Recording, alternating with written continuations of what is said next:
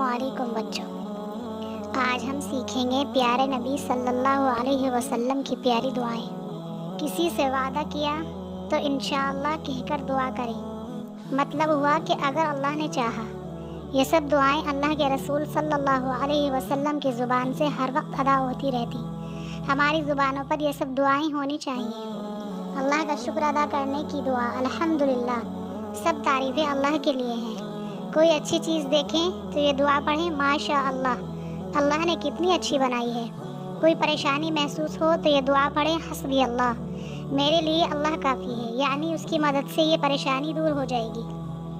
कोई बुरा काम या बुरी बात हो जाए तो ये दुआ पढ़ें अस्तगफिरुल्लाह, मैं अल्लाह से माफ़ी चाहता हूँ। कोई दुख या अफसोस या तकलीफ़ हो तो ये दुआ पढ़ें इन्ना लिल्लाहि व इन्ना इलैहि राजिऊन, हम अल्लाह ही के लिए हैं और उसी की तरफ लौटने वाले हैं।